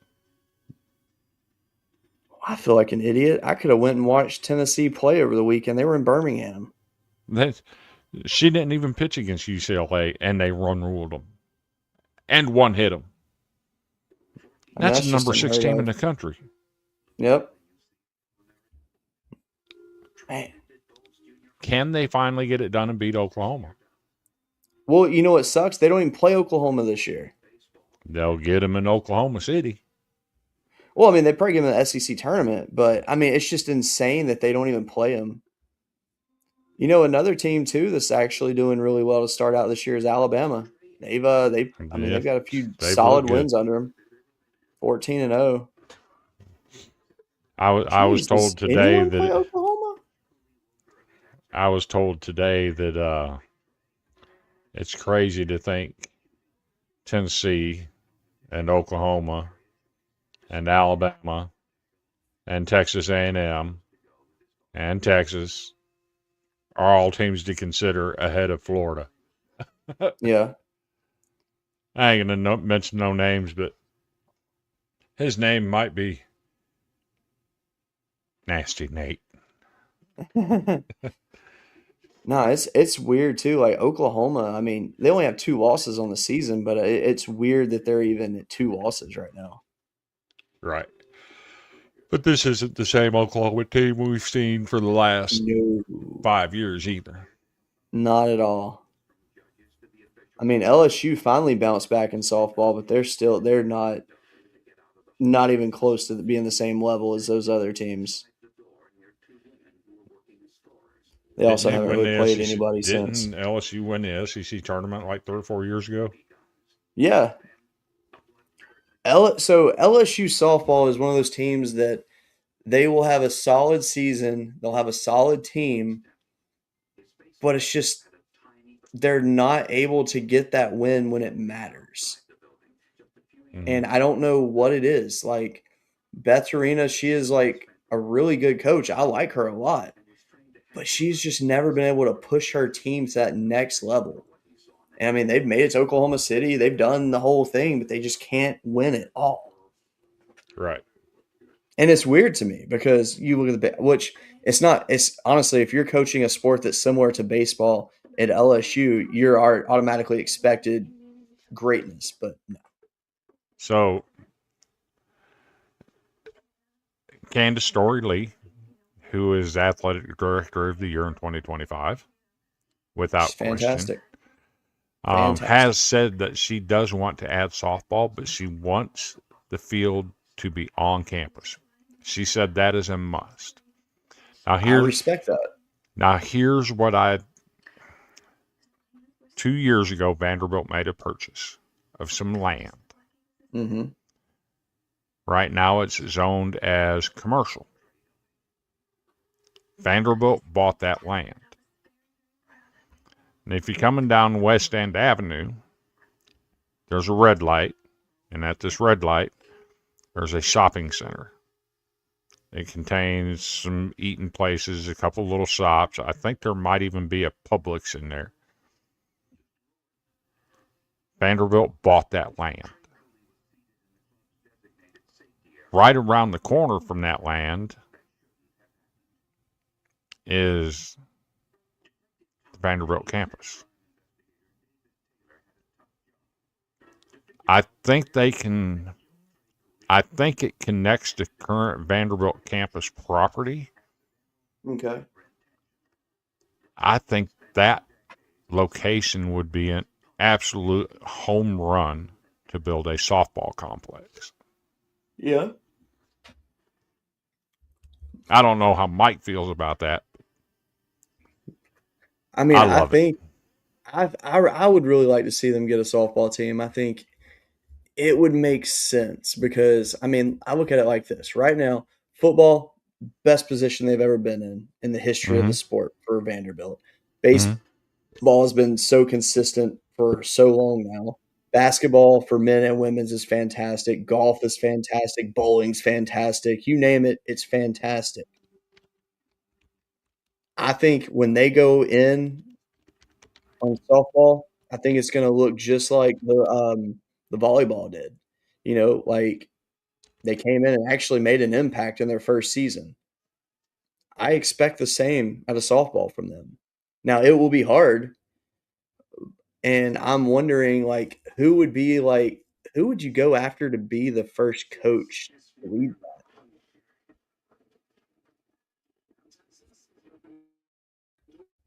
Because I mean, I don't know where you would go.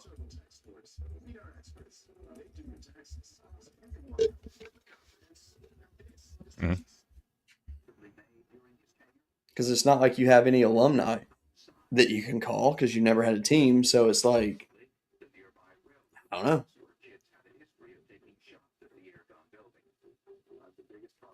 And I feel like if you hire someone, you want someone that's got that pedigree like a Tim Corbin. But you can't go and pull someone like a Grasso from, Oklahoma and get her to come and start your program. She ain't going to do that. I think you'd have to get like a young hotshot coach that's up and comer in the industry. Which I mean, it would not be hard to find. There's some great assistants out there that are ready to be head coaches, but I don't know. But no, it's been a fun sport to follow. That is for sure. So I love football. I'm going to share my screen.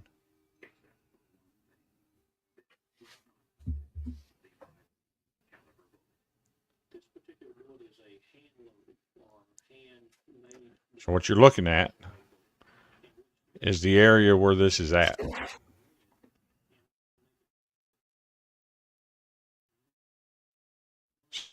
So right over here, you see the football stadium, baseball stadium, music hall. This is a security parking lot. This is the security building for Vanderbilt. This is the traffic office. Who You With Ministries. The Blakemore House, which is a student housing center. Mm-hmm. You also got Vanderbilt Credit Union right there. This is the nursing parking lot. This is a Okay. current practice field for football. The shopping center is this area right here. Okay. They purchased that about 2 years ago. Okay. Currently, they've done nothing with it. I think that would qualify as being part of the Vanderbilt campus, being that close, right? I was about to say, I think so. Why couldn't you put a softball complex there? You definitely could. I think it's big enough.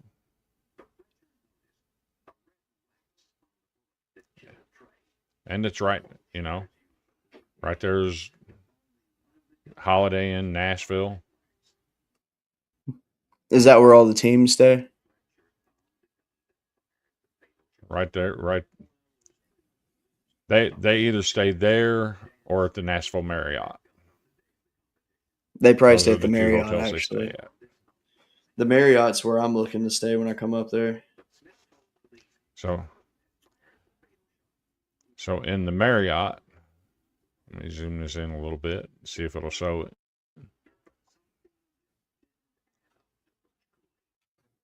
There's a restaurant inside the Marriott. Held the baseball announcement last year for the NCAA tournament. Also in here is I think this is the right place.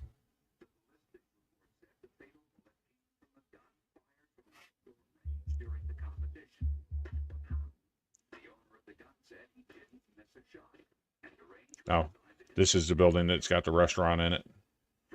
Oh, okay.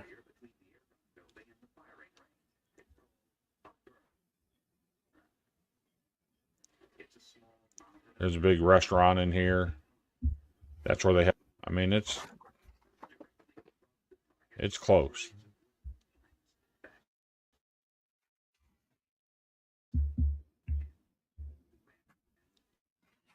And this is right in front of where the bookstore and everything's at is right in front of the Marriott. Now there's another piece of property that Vanderbilt owns. They own this little divot of property right here where Wendy's is at. Okay. Jesus Christ. So they do own some property that they've never done anything with. Hey, Chris, I don't know if I'm coming to Vanderbilt now for that series. I just looked at tickets. Why? They're like almost $300 a pop. Good Lord. I'll give you a hint. Like, they're sold out, by the way. Mm-hmm. No.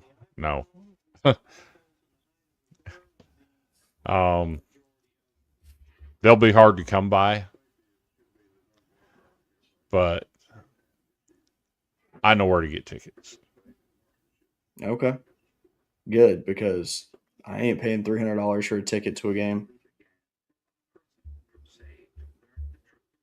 Ain't no chance. So I can tell you that there have been tickets listed.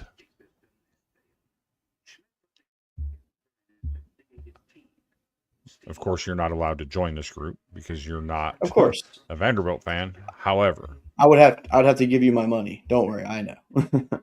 And I'm also not an obnoxious fan that's going to go in there and wreak havoc or anything. I just go to enjoy the game. Hey, like Smitty says, parking garage. I'm happy to do that. Garage. I'm happy. I'm very happy to do that. I'm probably the best fan to watch the game with because I'm not obnoxious. I just enjoy watching the game.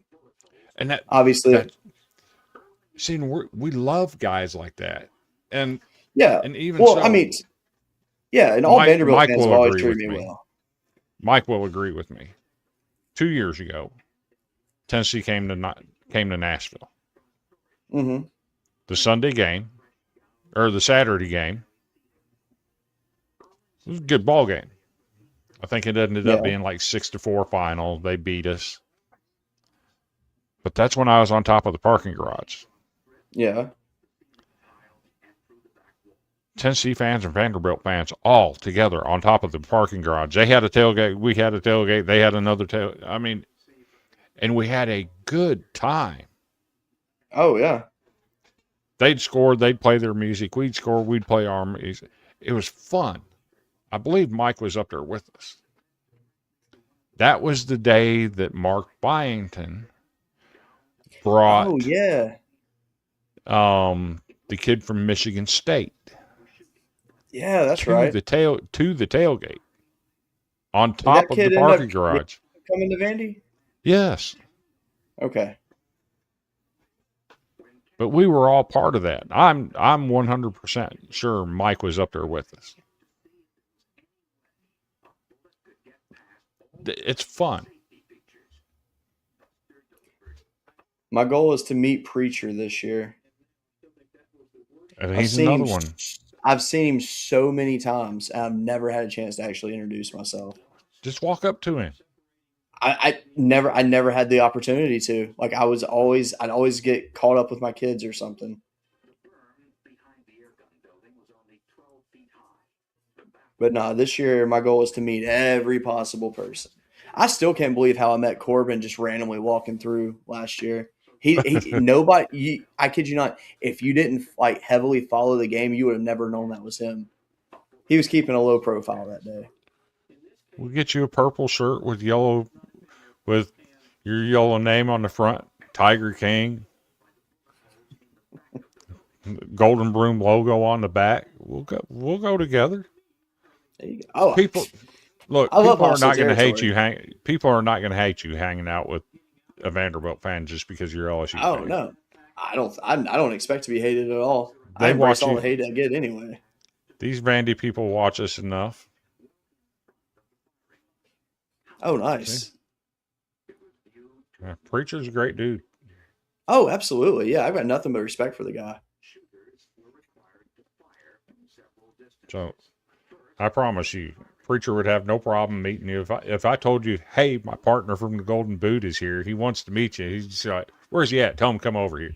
Oh, absolutely. I mean, yeah, I know that for a fact. Like he's a great dude. But yeah, I just I want to meet every like the big fans that you see at games. Like I want to meet all of them. Mike is one of them. That's my plan. Oh, Mike yeah, for is sure. one of them. So, well, that being said, I got to get to bed because I got to be at work at 5 in the morning and work till about 7 tomorrow night. So, yeah, it's gonna be a fun one. We went over 2 hours tonight.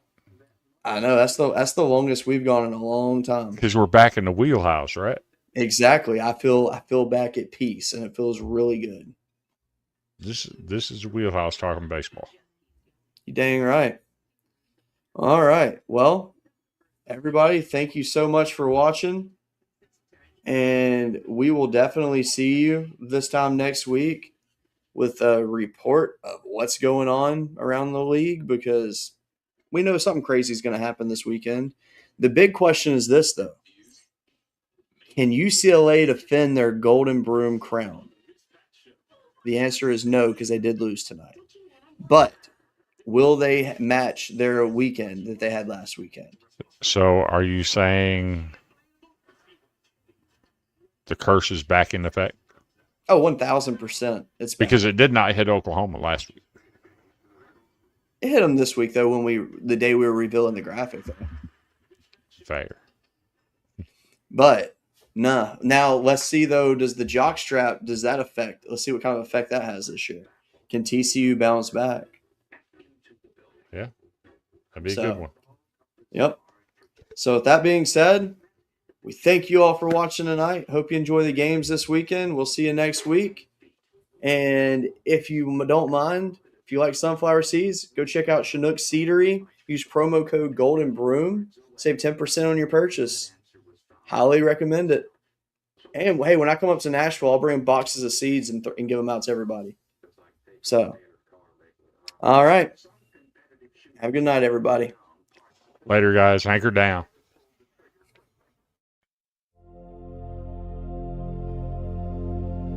Turn it up. First pitch. Let's go. Golden Broom. Sweep that show.